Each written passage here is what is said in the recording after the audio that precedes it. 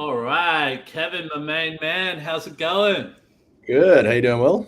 Yeah, can't complain. And for anyone who's listening today, welcome to the Open Hearted Podcast with myself, Will Wheeler, and Photon Jon.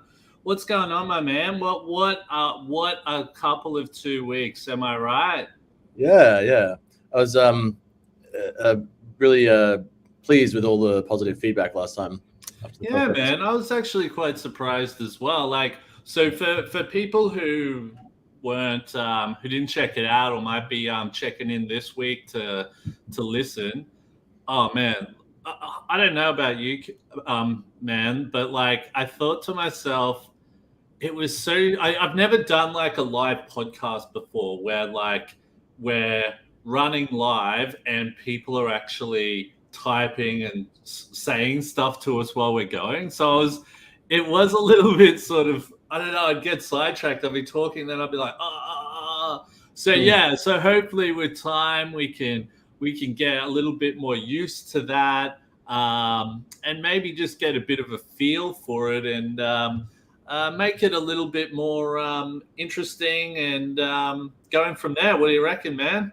Yeah, for sure. I really liked it too, though. It sort of helped it flow along, interacting with people.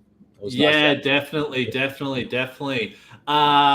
Andrew Williams. Hey guys, good to see you both up and running. Oh, awesome. Thanks heaps, Andrew. Andrew's actually doing some really awesome stuff with IBM around the neurodiversity space there. So, Andrew, thank you so much for listening in, mate, and thank you for sharing.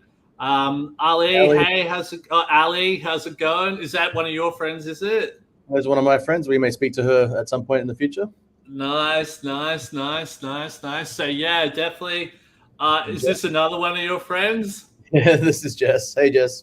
Oh wow, I might just let Kevin take over the show, right? And he can do all the talking. But thank you so much for everyone for coming on. It's actually really cool to have people listening in, and really just being a part of this podcast. I think a really cool thing is that, I think with Photon Jon and myself, we just really want to build this community, and really just start to have some really good chats about what's going on around neurodiversity and mental health, and really other things that really fall into place with that. So thank you very much for everyone who's supporting us so far. We hope to really grow this, and really build on from this. And cool. So we've got another person here, Rev Lynn. I can't pronounce your last name there. Sorry, I am dyslexic. So if I pronounce people's names wrong, I'm not being rude. I'm just shocking at that. But thank you so much. Can if we've got a few people listening, can I actually get a few people to let us know where you're from? Got some people from Sydney here. I know Andrew's from Sydney. And I'm assuming your friends are probably from Brisbane. Am I right, Kev? They are. Yep. Nice.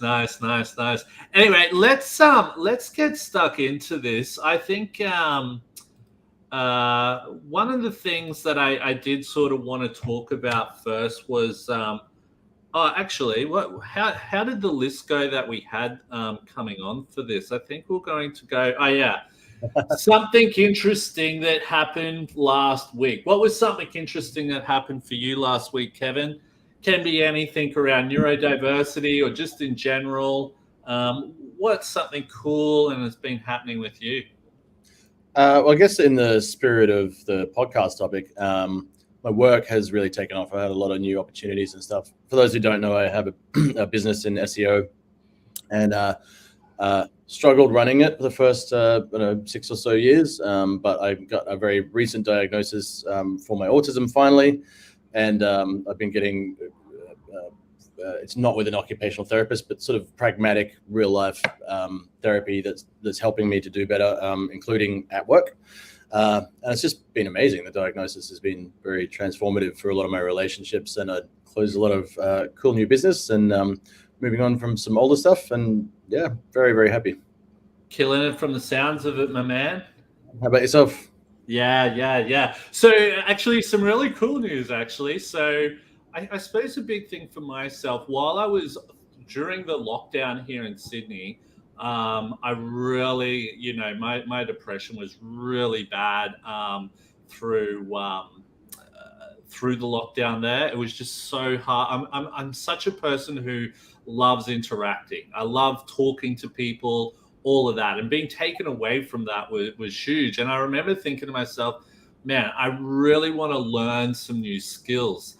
And I've really wanted to learn more about coding and get more into technology and all that type of stuff. So it's been really cool to look at some of the things, and especially with our app that we're developing at the moment. I really wanted to start a course where I could learn a little bit about that. I've got a lot of the business side, down pat, but I really just wanted to, sign up and do a course. So I signed up, and I'm doing like, what is it? It's like a front end web development course. I think it's for like 16 weeks or something. So I start that next week. And I'm really excited. I just can't wait to like create things and design things, and especially working within the Neurodistinct community and really work to develop some really different things. I don't know. I just that's what I love, So Yeah. hopefully, what's that? Learning new things. Yeah, totally, man. So I'm really hoping I can get stuck into some of that stuff and really get that thing going. So what we might look at too, let's just have a little bit of a recap of some of the things that we discussed last week. So for those of you who didn't hear us last week, we actually covered a lot of things in regards to how we've been able to develop in our careers and more actually in life. Okay, so during the last fortnight's episode, we actually covered things like how we were able to develop, what were some of the things that maybe held us back, and how we were able to really evolve and develop into the careers that we're moving towards now. Kevin, what were some of the things that you took away from last week, from the last episode, mate? I found, what I've been finding, because again, my diagnosis is rather recent, although I've known since I was about 25 that I was autistic. It's really helped me understand myself better and benefited me in a lot of ways. And we heard from some people in the comments who were, I guess struggling with the same thing, because before the diagnosis, I really was struggling. I knew that I was autistic. I didn't fully understand everything that meant. I had read up a lot on it over the years, and my sister's autistic, so I had some point of reference there. But it does seem quite a common thing that people can really struggle without practical tools that you can get through diagnosis. And I was pretty pleased to be able to sort of recommend to some people, the type of therapist they might need, or how they might seek help. And cool. sorry, can I just say on that, right, which is actually really cool that you brought that up, is that from what I experienced from, knowing so many people worldwide within the neurodiversity community, that, you can come across a lot of people who have just found out that they're neurodistinct. So the hardest thing a lot of the time is these people may not know what they need. I remember before I really got into doing a lot of work in the neurodiversity community, I would explain to a lot of my bosses, hey, look, I'm dyslexic and all of this stuff, right? And they would just look at me with a blank face, right? So it was really difficult to know what I actually needed. So actually having, once I got into it, I actually knew, hey, look, I need this. And even now, I'm still finding a lot of tools that are available to me to make, life easier. The fact that I'm about to do study, I remember on the weekend, I started like going over all the stuff, and I can tell you what, the LMS, so the learning management system, if people don't know what that means. I was looking at it, and it was just not neurodiversity friendly, right? It was just page after page after page after page of reading, right? And I was just like, what is this? So luckily for me, I'm connected with people who I know have designed certain types of technologies that I'm able to use on different platforms to read things back to me, to use on other things, to take notes. And I tell you what, it's made my life so much easier. But for someone who is only new, doesn't know all these things, it can be really hard. So the fact that you were talking about the tools that you're able to utilize and all that, I think that's key for us going forward. The tools that we can find and use is one of the things that can really help us in the workplace. Yes, there are a lot of other things like understanding of why we may need those tools or whatever, but it just makes it makes a huge difference there. So cool thing there. I've actually had a few people writing through. Sorry if I don't message back or anything while we're going through. It can just sometimes be difficult to concentrate on the questions coming through, the people messaging. But thank you so much for everyone who's writing stuff to us. And also too, if you have any questions, please feel free to ask us. We're an open book, and the cool thing about getting asked questions while we're doing this is it really tests us one, and two, it just makes it different. It breaks everything up. So yeah, feel free to ask us questions during that. Now, before we get into what we're going to talk about today, I think we might just briefly brush over our Open-Hearted app. So for a lot of people who aren't aware, a big reason why we started this podcast is to really connect with the community, to really, and eventually it won't be just Kevin and myself on here. It will be, we do want to invite guests to come on, so professionals in their field of whatever that is, and really discuss a lot of really interesting, hard-hitting topics. If that's trauma, which has affected your mental health, let's talk about these things. If it is, suicide, stuff like that, things that we really need to hear about. Anything you think is interesting around neurodiversity and mental health, we want to hear about that. So please reach out to us. But one of the biggest things about this podcast is, like I said, we want to build a community. A big thing what Kevin and myself are really trying to work towards, and Kevin, I'm sorry, I keep calling you Kevin. Kevin likes to be called Photon Jon, because that's to do with his creative side, and I'm just not used to it, so I apologize for that, my man. Yeah, but a big thing that we're working towards is creating a dating and friendship app for neurodistinct people. There are a lot of dating and friendship apps for neurodistinct people out there, but they're not actually designed by neurodistinct people. So we really want to try and build something in regards to what we need, what we want, through a lot of the research and a lot of feedback from people who are listening to us. So every week we'll probably touch base on a little bit of what we're doing. We have started to, really put ourselves out there with it. So hopefully over time we're able to get some more things on board. Kevin, did you have anything you wanted to elaborate on that there?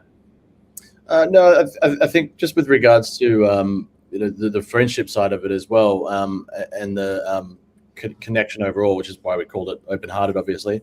I think it's going to be a really useful tool with regards to how it's not just going to connect people, but it's going to explain the people to each other.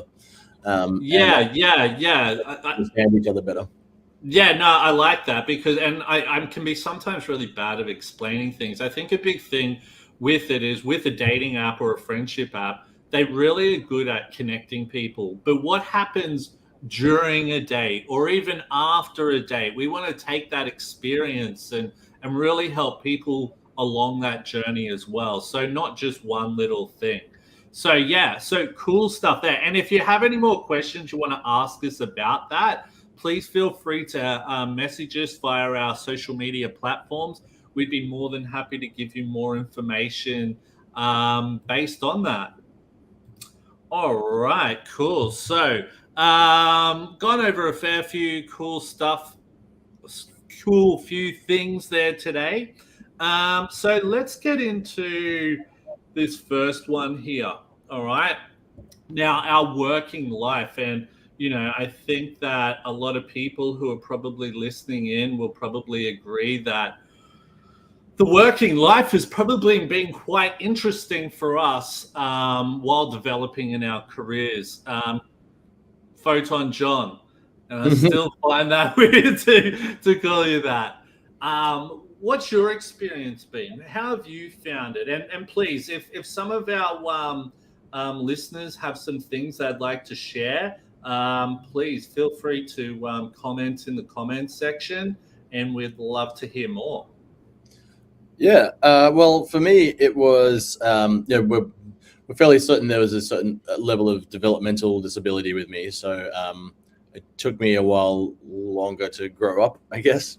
But so really sort of even just the basic understanding of how important work was, to mental health and routine and future and all that kind of stuff took a long, long time.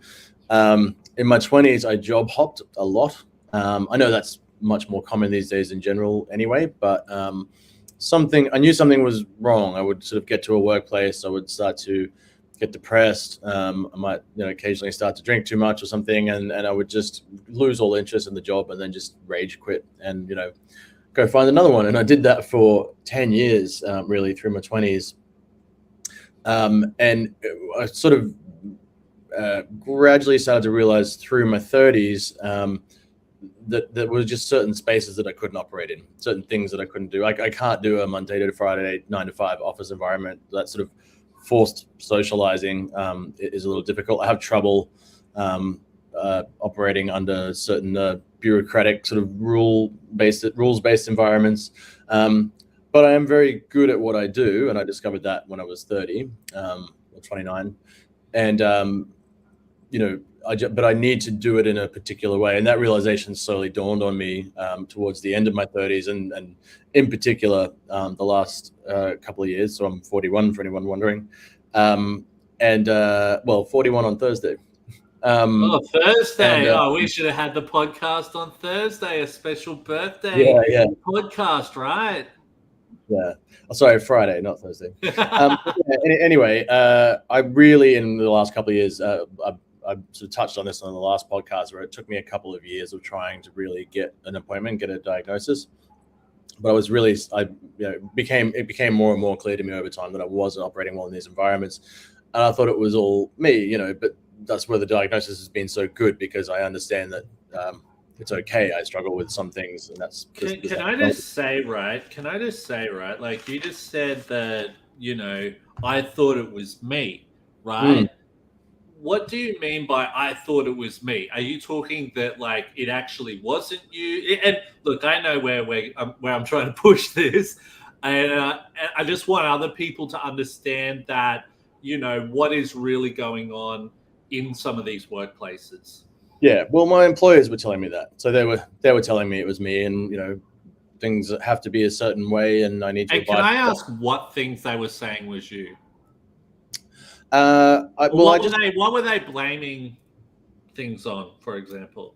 Well, I think in particular, I would get really burnt out socially, and I would find it harder and harder. And I was a lot in call center roles or retail and stuff, and so I'd really have to put on a face and mask a lot more than normal, and I would just get burnt out, and my performance would start to suck, and and that's when I stopped caring about little details. So an example might be that we had weekly or monthly reviews where we had to fill out sheets and stuff, and I just couldn't be bothered, and I would just start to lose all interest because there was no understanding from myself, let alone from the employer, that that what was actually happening was autistic burnout.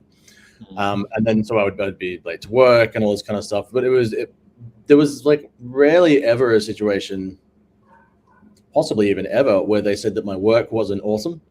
I was always really good because I was going into things that I was generally kind of interested in, at least. And I was doing really good work, but just sticking to that, having to go into an office every single day and interact with all these people and all these customers without being able to schedule and organize that around what I really needed, which was, certain breaks or maybe change up the hours a bit. And yeah, so they'd be getting upset with me, and I understand why, except that I couldn't help what was happening. I didn't know what was happening. I didn't know what I needed. They didn't know what I needed. Now I have my own business, and that's the best thing that I ever did for myself, because I operate my hours around when I'm feeling most productive.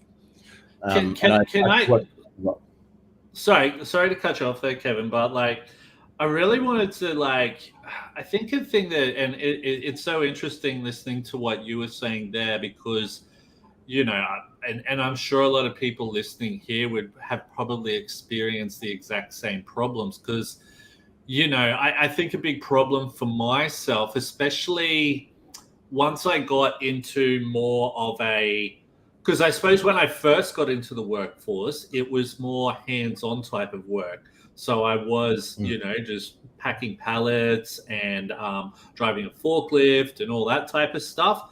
But once I got into, when I was doing training and actually, having to send emails and all of these types of things, that's when I noticed that there was a few little parts that I struggled with there. One, I'd never really had that experience before.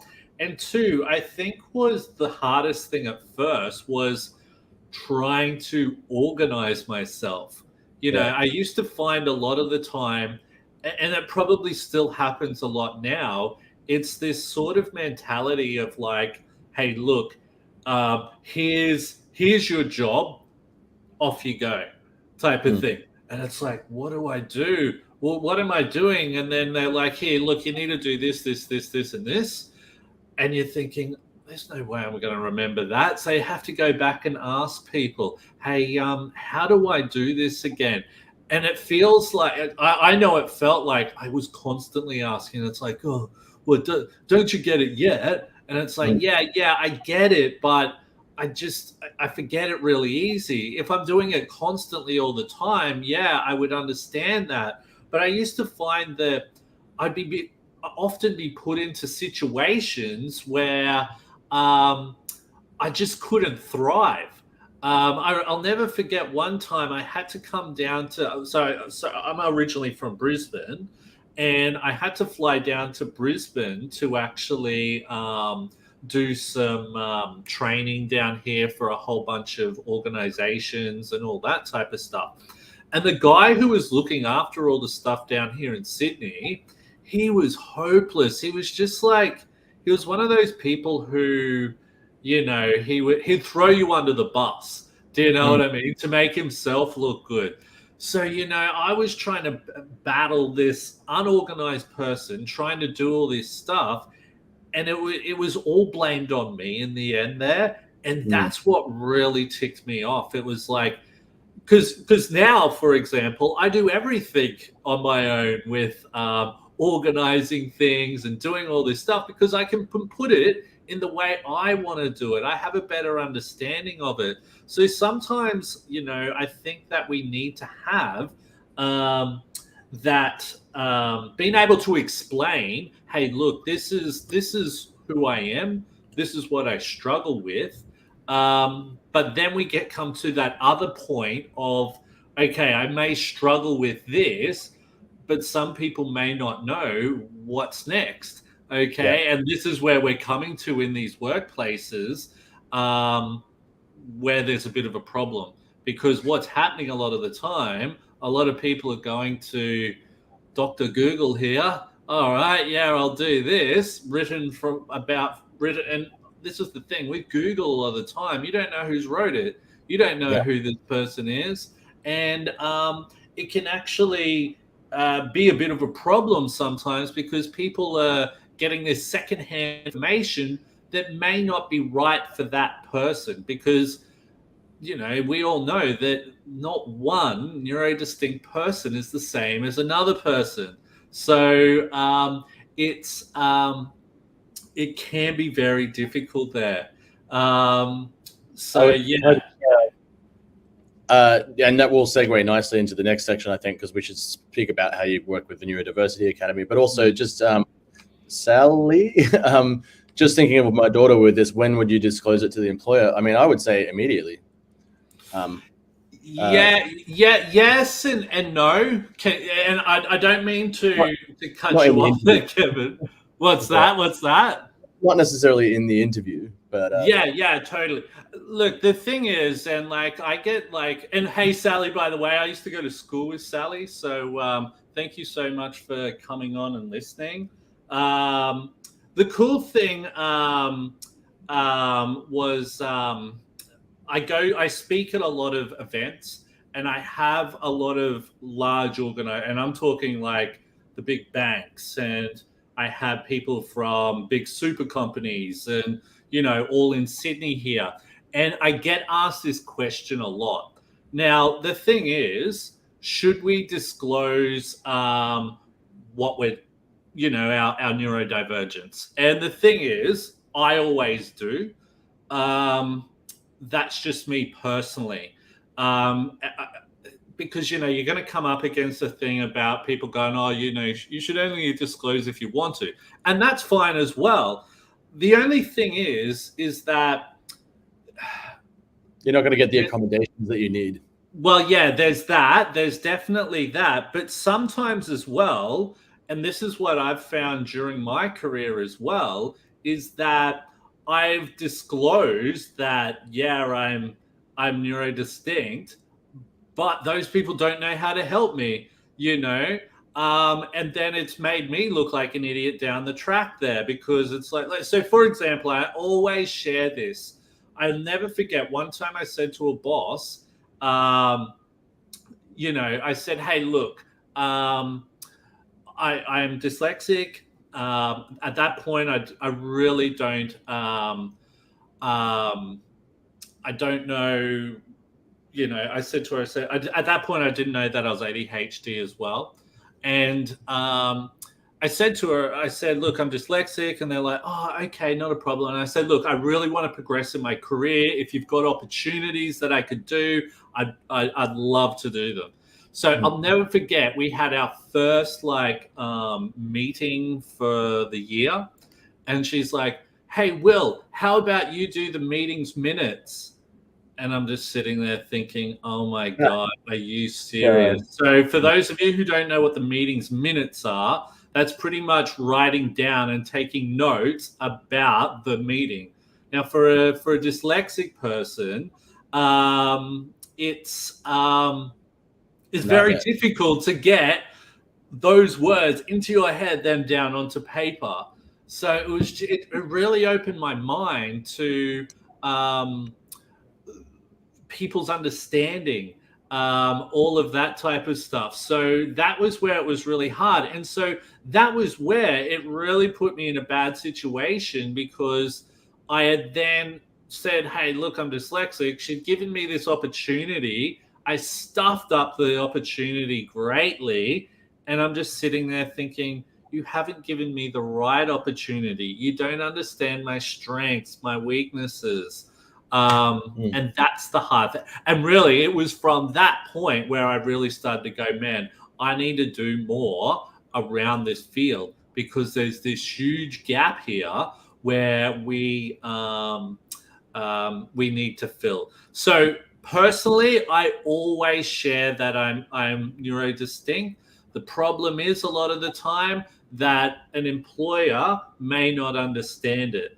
Don't get me wrong, we're starting to come to some places now where we want to where people want to learn about it, that is fantastic. But the other problem is too, people don't want to spend money in that area. Why would they spend money when they can easily just go to Dr. Google, where Dr. Google is probably the worst part, because you need these professionals who really know what they're talking about. So, for example, Kevin, you spoke about speaking to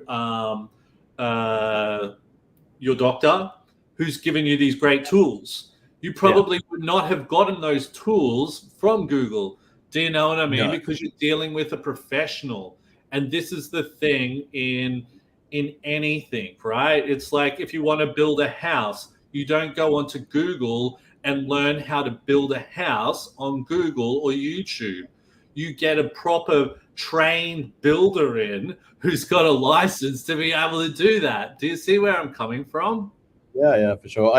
I spent years with Dr. Google and also with a few online forums and stuff with neurodiverse people on there, which is great. But it's a lot of people self-diagnosing who aren't necessarily experts in the field. So that's that's why it became more and more apparent to me over the years I really needed that actual diagnosis. But it's the same in the workplace. Some companies have quotas and trying to be inclusive, but it's the support in the workplace that you need as well. And I would agree the NDIS would probably be beneficial there, Sally. The only thing I will say about the NDIS is that it just depends on what you are eligible for in the NDIS. So it can be very the NDIS does not cover things like ADHD, dyslexia. You've got to sort of be struggling with other areas to be able to access some funding there. It is really difficult, and it's sort of and that's here in Australia. Go overseas to the UK. So, for example, in the UK, you can actually get, there's actually a lot of support. That a lot of people from the UK say that they're still working on a lot of stuff, which they are, but they've actually got a lot more support than what we do here in Australia. The national health system is really, really good. Also, if anyone is here not from Australia, the NDIS is the National Disability Insurance Scheme. It's specifically designed around mental health. It's a government-funded thing. But also, on paper, it's fantastic. But having had interactions with them myself, it can be a little trying. And that's the difficult thing. If you don't have support from someone, it is like a nightmare trying to interact. So hopefully with the new government with what's in at the moment, they're the ones who are really behind the NDIS to start with. So fingers crossed we can get some cool things happening with that. And fingers crossed we can maybe try and get some more stuff for neurodiversity as well, because we're really missing some really great opportunities here where the world is actually leading the way. Other parts of the world are leading the way there. So, some really cool things. Sorry, I just wanted to have a look through some of the comments that we've got there. I do minutes all the time. Sorry, I'll put that up there. I do minutes all the time. Try to add in drawings, just words. Stick in link to communicate what's being shared. Great, fantastic. It sounds like you've got some really good methods there that help you. And that's awesome. A big thing that I actually use now and that's the thing, now I can do the minutes. I use an app called Otter. I just sit my phone on the table there, and it just records the whole session and then puts everything into a transcript, and I can just highlight all the everything that's been said and all the information I need, and then I can just copy and paste it into certain things. It's so helpful. And this is the thing, technology is out there to help us now. The only problem is that not a lot of people know. The people who need to know about it actually don't know about it. So I think this is again where diagnosis comes in, and also Ali's comment there. The language around what you need is the hardest to articulate without proper diagnosis. I fully agree with that. I had so much trouble trying to communicate to my friends over the years, what was not wrong with me, but what my requirements were, and since the diagnosis, that's all gone away. I can explain better. My friends understand better. I've always had great relationships with my friends and my band and stuff. But I feel like things have changed a little in some respects. Some people, and that's the thing, right? Like with especially neurodiversity at work, for example, right? Mm-hmm. We're not asking for the world. We're not asking for millions of dollars or anything like that. A lot of the time, we're just asking for simple things. We're trying to explain certain things, like, for example, sometimes when I've been fully focused on something, I'll focus on there for hours and hours and hours. And then after that, I can't just have a half-hour break, then boom, straight back into it. I need to have like a 2-hour break where I need to go walk around or whatever like that. Sometimes, like even when I've been working from home, and this is the best, and COVID has actually been almost a bit of a godsend in regards to, being able to work from home and all that type of stuff, because, I am able to work in the hours which really suit me. Maybe I need to sleep in a little bit. To tell you the truth, I'm usually up quite early now, but I can get up, have something to eat, slowly get into it, then boom, I'm focused. Then I may need to break for a few hours where I go to the shop, get some stuff, come back, do a few things. But in my mind, I'm like, I've got to get back into that. Boom, I'm stuck back into it. And then I'm focused for another 5 hours. And what I've noticed a lot of the time is that I'm actually getting more done in less time than what I do when I'm in the workplace, because a lot of the time I'm getting distracted by the people around me and all that type of stuff, if that makes sense. Hey, I just wanted to, I put up Nikki Richmond. I hope I pronounced that correctly. Great point. I have a profile that I developed for myself to share with clients that identifies the great things I can bring to the team, my working styles and the accommodations that will support me. All up front really helps. Awesome. Thank you so much for sharing that. And I think that's really cool. And you know what, workplaces should really be encouraging those types of things. I often speak about this a lot of the time, and we were speaking about being open about being neurodistinct and all that type of stuff. The thing is, if we've got a workplace that is neuro-inclusive, we shouldn't have to worry about being open about it or not. We should be able to just do our work like that. But yeah, things like that can definitely really help. So thank you so much for sharing that. Kevin, was there anything else you want? Sorry, I'm just going through some of the awesome comments that we get. Does anyone have any questions for us at all? Might as well ask now while we're on a bit of a hot streak here. What do you reckon, Kevin? Sure. No questions at the moment. If not, we'll go on to the next one. All good. We've got some really cool comments coming through today. So thank you everyone who's commenting through. It's really cool. I just love the fact that we're live and people are interacting with us. It's really cool. All right, let's get this one up. Changes you have seen. So what changes have you seen around neurodiversity at work? Kevin, did you want to take this one to start with, mate? Yeah, sure. Or do you want me to? Well, I'll be very short, and then I think you're the person to really speak to this. It's really just what I said before. I do see workplaces trying to make an effort, and that's very cool to employ people who are neurodiverse. That's definitely a change that I've seen. The support once you're there again doesn't seem to always be there. The ongoing support that you might need, but I think we're making progress. I am seeing it, and just the general public too, in terms of understanding of neurodiversity.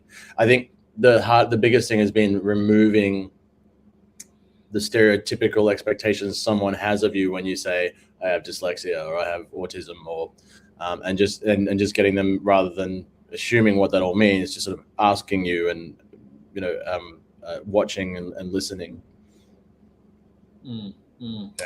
Yeah, no, totally. I think what's that?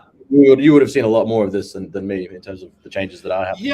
Yeah. Look, I think the more we speak about it, the better it actually is. We're seeing a lot more people, because, and I even shared this last week, that back when I was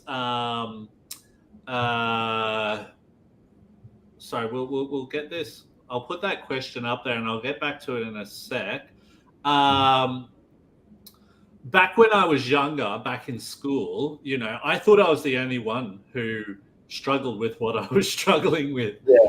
And, it wasn't until I started being open that it was amazing to see how many people actually started to go, yeah, no, I'm that as well. Or, yeah, no, I struggle with this or this and that and blah, blah, blah, blah, blah. And I was like, holy crap, that's awesome. Do you know what I mean? I didn't feel so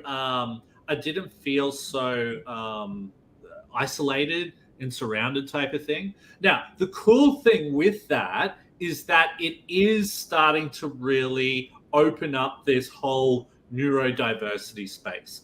Now, for myself, especially with the Neurodiversity Academy and going into a lot of large organizations and speaking with people, with neurodiversity, people still have no idea what it is. They're like, I've spoken with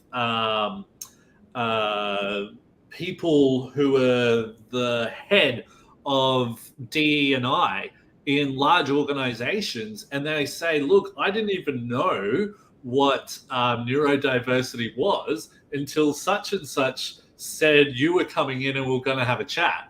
And, and it's like, wow, seriously? And that just blew my mind, because for me, I thought everyone would know about that, So the more we speak about it, the more where people are starting to go, hang on, what is this? And want to learn more about it. Now, one of the biggest keys to really making neurodiversity more inclusive at work, for example, is that what's the word I'm looking for? You don't need to convince people like myself and probably a lot of our listeners who are neurodistinct themselves, right? It's the people who are the neurotypicals, right? Because they're going to help us build this, right? The more, and I hate using them and us type of thing, but for them being able to work with us type of thing, that's what's going to make this bigger and better, because we do need them to help understand us better. And once they do, we'll be able to do a lot more things within that workplace. More people will be around it. More people will be supportive of that. Now, what I notice is that, yes, there's actually a lot of people speaking about it now. We're seeing a lot of, and you know what I think it comes down to, and this is just my theory. This isn't like something I've read or anything. This day and age, you can start a business on the internet or whatever, in your backyard, in your office, in whatever that is. And if we have a look at a lot of the big tech companies, they've all been started the same way. And a lot of the time, those tech business owners are all, you can be guaranteed they're neurodistinct. Okay, you can be guaranteed. So what that is now opening, and like if we see Elon Musk, not long ago, a year or so ago, got on Saturday Night Live, and he's openly talking about being Asperger's and all this type of stuff, right? That's great. People are probably thinking, oh, what is this? What's he talking about or whatever? But that's opening up the doors, right? So more people are starting to listen and go, what is this? What do I need to do to help? People are still missing the curbs. Is that the word I'm looking for? Are still missing it at points, because sometimes the wrong information is being shared. So, for example, some people think that neurodiversity, for example, is autism, where it's actually autism's part of neurodiversity. It's such a big pool there type of thing. So that's a little bit of a hard thing. So we're seeing a lot of companies who have neurodiversity hiring programs, but they're actually only hiring autistic people. And if you're, dyslexic or something else, it's almost a bit of a stab in the guts or a kick in the guts, because you're feeling you're being discriminated against when they're saying, hey, look, we want all these people. So, yeah, we are starting to see a little bit of a change there. It is slowly growing. The more we can get some bigger name companies on board who have the money to really go, hey, look at us here. We're doing this properly. And I'm talking about getting someone on board who do it properly, not who say they do it, because there's a difference. That's what's really going to really change this community, this whatever you want to call it type of thing. Cool. All right, we've got a question here. Turkican. Sorry, I can never pronounce it. I know this lady really well too, and I can never pronounce your name right, and I'm so sorry. Can you identify the difference of impacts of your neurodiversity and just being human? Do you want to answer that? Because I don't know how to really answer that question. Personally, I kind of think if you're neurodiverse, then you're never being neurotypical. Everything is through that lens. Your brain isn't the same. But I kind of get what they're getting at there, which is that I can be really forgetful, which is not a fully proven. It's somewhat up for debate, but they're pretty sure now it's the working functioning memory, short-term memory in particular, is quite bad when you have autism. But sometimes I might just be forgetful. You know what I mean? So I think that's sort of asking how do you tell when you're just doing something because you're doing it, and when it's an actual symptom of the neurodiversity. But yeah, I mean, we do have normal human emotions and stuff. My answer would be, I don't know. I find it really hard personally to know when. Oh yeah, I get the answer to the question now. I can't understand how a neurotypical person thinks or behaves. Can you identify the difference of impacts of your neurodiversity or just being human? So when you're behaving because you're neurodiverse versus when you're just behaving like a normal human, you know what I mean? How do you tell? Yeah. Look, I think for myself, starting study, I'd sit there and try and read that, and it just makes no sense. I think a big thing as well is that with my study, the organization that I'm dealing with, they're doing a lot of emailing, and I sent an email today and I'm like, hey, am I supposed to do this here? And they're like, speak to your mentor. And I'm like, who's my mentor? And I swear they haven't even sent me all the information yet. And then they're like, hey, look, your course starts tomorrow. And it's like, hang on, my course is supposed to start next week.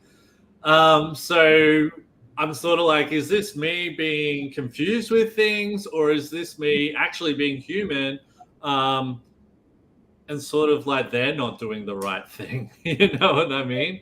So little things like that there. Cool. Did anyone else have any questions for us at all? No? Cool. All right, we might get on to, I think we've only got like 2 more things to go through. What's something we need to see change? Changes you have seen. Oh, I don't think I have that one. I must have added that later. Sorry about that. What's something of that already? Really? What's that? We've kind of covered that a fair bit.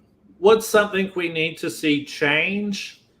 Look, to tell you the truth, I am going to say a few things that we do need to see changed. Look, like we said, we've got to see the hiring practices change. Um, it's just not, they're just not catering for our needs a lot of the time. And you know what? And this is the thing as well. I'm even seeing organizations advertising for neurodistinct people, and in their case, it would just be autistic people. Um, and you know what? I've even spoken to people before, and they're like, "Oh yeah, we tried to hire some autistic people, and look, it just didn't work." And it's like, yeah, of course, because you're not investing. You can't just say, "Hey, look, I want to employ these people," and then not have the right accommodations or understanding in place. If I was to go for a job right now, and they're like, "Look, I'm going to need you to do this psychometric test so you can then go on to the next one." I'm not even going to be able to complete that. I'm just going to be like, "No, I'm not even going to try that." Right. Mm. So there are a lot of little things that need to change. Also, too, we need to see a lot of these companies that are doing a lot of stuff, or say they're doing a lot of stuff within the neurodiversity community. We need to see them, is it walk the talk? You know, they need to get involved in the community a little bit more. All right, sponsor events. Okay, sponsor some of our events. Get behind some of these big people, and you know that'd be you would actually learn more from them. Um, um, yeah, it can definitely help there. One thing I did want to share up here. Oh, sorry, Kevin, did you just put something up? Andrew shared something here, and I wanted to share this because Andrew's doing some really good stuff, really pushing some. And Andrew's a really good example of someone who's neurotypical, getting behind the neurodiversity community. It takes time and investment to be successful, a culture change from the bottom up. So is that what you're saying, that a culture change from the bottom up? Is that what you're saying there, Andrew? Because like, you know, a lot of the time they're saying from the top down type of thing. And, you know, that's what it feels like, where we're having to make our way up type of thing. And it is definitely hard. But yeah, it can be difficult if you're not getting that support from the top there. I think that's really key, because you know, where are we going to get that investment from? All of that type of stuff. And Andrew, I'm probably sure, you know, you're doing some amazing things there, but you've probably come across a few hurdles along the way as well. But you know, keep on keeping on there. Yeah, cool. Sorry, did you want to share your friend's one there? Yeah. Do we have any resources and tools we use to help? Not personally. Yeah, cool. That's actually a really good question. Yeah, cool. I would be a broken record on this one because it's really just my therapist. Yeah, I'd agree with that. But I think as well that, you know, sometimes we may just need reminders of things. We may need just that little bit, oh, what do I need here? So one thing that I always say is getting involved with the community, knowing who's who within the community. Reason being, and to tell you the truth, and I'm not going to disclose names here because this is private with Kevin, but Kevin has been able to find his therapist and all that through people I've known. Am I correct, Kevin? Yes, yeah. You know, and that worked really well for him. So, you know, that was where, you know, knowing the right people can really help you to get the right information. To tell you the truth, I go to some events and then I'm seeing people speaking about neurodiversity and I'm like, man, you're missing the point. You're missing the point big time, right? And there's and even some of the large organizations I do see out there, and I'm not talking about like big tech companies or anything like that. I'm talking about some of the you know, autism companies or even what is it? Dyslexia organizations and all of that. Some of those people are even missing the point as well, right? Who aren't, getting the information from some leading doctors and all that type of stuff. And it doesn't even have to be doctors. There's some really good people who have lived experience who know some really good things out there. So some of the resources that you could probably get. There's one organization I really love over in the UK called what are they called?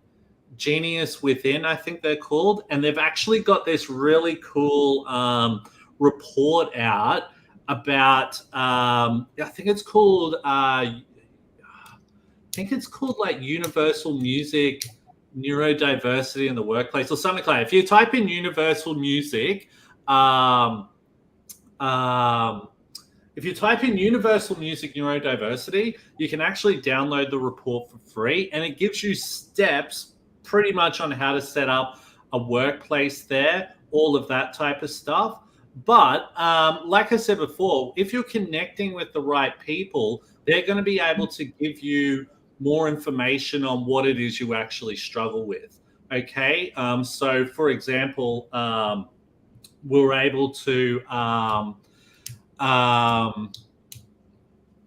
get Kevin the help that he needed. And I referred a few things, and you found the right one in the end there. So that was cool.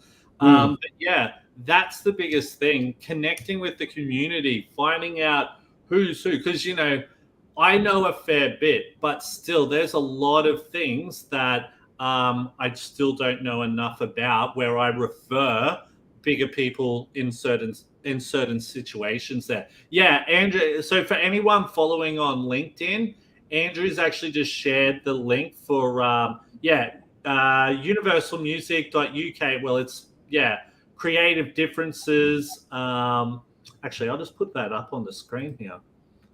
Oh, you did put it up on the screen. Sorry, mate. Sorry. So yeah, if you go to that link there, thank you so much for that, Andrew. But look, there is so much. There is so many resources out there that it just depends on what it is that you're looking for. But like I said, the best way is to network and meet the right people, and really get to know people and learn about the community, what we're working towards, all of that type of thing. That's huge. That's huge. All right. Might just go on. Sorry, Kevin, did you have anything else you wanted to go over, my man? We were going to talk about starting a business. I think yeah. We'll finish with that there, because we're almost out of time here. But awesome session today, man. We've really really pushed the limit there, my man. Totally. All right, cool. And yeah, thank you so much for sharing that, Andrew. That would be a great help there, mate. And thank you so much for all the work you're doing. Yeah, cool. Neurodistinct people in business. Kevin, you go first with this, because I've sort of got a few different opinions on that, and that's not a negative thing. It's just what I see. So yeah, you go first, my man. Look, for me, it's been a very positive experience. I understand that neurodiversity means a lot of different things, and so it may not be for everyone. I can only really speak from personal experience, but it changed my life.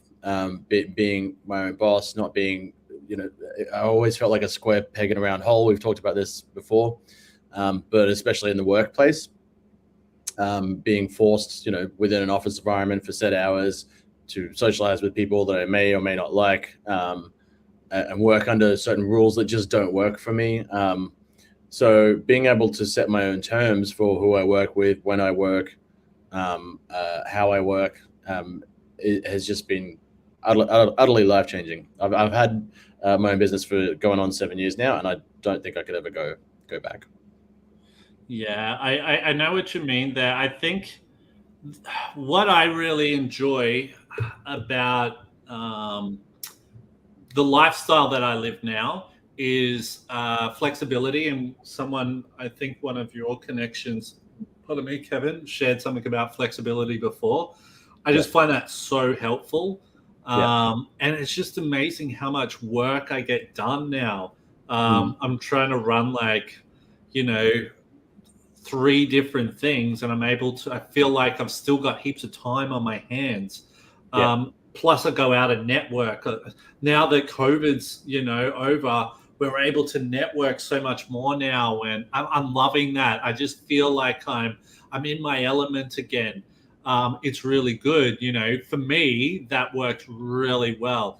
Plus, I'm an entrepreneur, so I just love the creativity behind it, and being able to have no rules.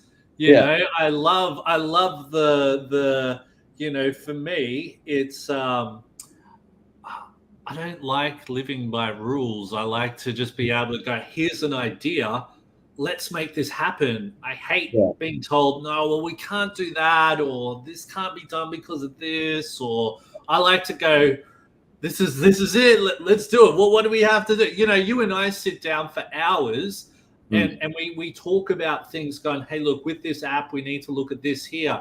People aren't doing this. I've heard this here. This is what we need to design. How are we going to make that happen? Right? Form creativity.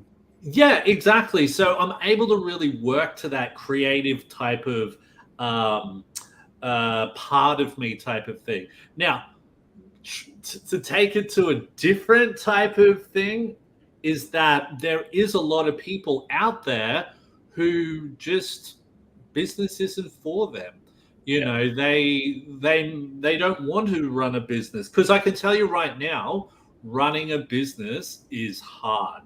It is one of the hardest things I've ever come across. I'll never forget when I first got into business, I would go and watch big entrepreneurs speaking about how they got into business, and they'd all speak about how hard it was, the grind, all of this stuff. And I used to sit there and think, that's not going to be me. I'm gonna, I speak to people on LinkedIn and I do this and that. That's never going to be me. Yeah, man, that's me. It is hard. It is hard, and it does not get easier. Honestly, you have more losses than you do wins. So when you have those wins, you really need to celebrate those wins within moderation, of course. I'm not saying go overboard with it, but it is hard, right? So, and you know what, my mental health, this is where I've really had to look at, really trying to deal with my mental health, because, I'm trying to do so many things now that if my mental health isn't good, it really does affect that side of things. So mental health is key for me. But in saying that, like I said, there are a lot of people who they just don't want to be in business. They want to be able to get a job, but this can be the hard thing for them next, trying to get their foot in the door there. I've got so many people who reach out to me and they're like, look, how do I get my foot in the door? And I'd love to give them help, but they can't afford me, and because my time is precious. And I wish I could help them, right? And this is the hard thing as well. So this is where it's really difficult to try and work in with organizations and say, look, here's a great person here, here's their strengths, but sometimes those pathways to get into those workplaces just don't work with what that person has done. Maybe, for example, we're seeing actually a lot of workplaces now employing people without even needing a university degree and stuff like that. I was speaking to someone the other day who does, her husband does recruitment for, I think it's something on the railway lines. It's like project management with railway lines or something like that. And he had this perfect candidate who'd done all of this stuff in the UK, all through Asia and that, on some of the biggest projects and all that. but they didn't want him because he didn't have a degree. And it's like, oh my God, you have just missed the perfect candidate because they just didn't have one thing. And that person would probably run rings around other people there, you know? Yeah. So this is where we are slowly starting to see that change, which is actually good. Let's see if that catches on, because we may see some doors open for some people if that's the case, if that makes sense. I would want to quickly throw in too before we're done. You're right. If you're someone who is neurodiverse who does want to start a business, I know for myself, you know, I've struggled until diagnosis and stuff with feelings of being, you know, less than, or just really grateful that anyone would give me work and all that kind of stuff. And in the beginning, I really undersold myself. And I wasn't making as much money as I should be because I was just so grateful that I could even have a client, and not putting my best foot forward and setting out a bunch of, you know, red lines for myself that I won't cross. And just really sticking to that and being assertive.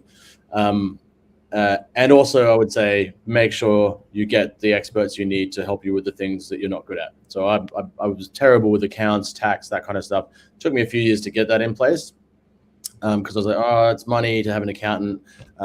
Do you know, right off the bat from the very beginning, lean on every expert that you can afford.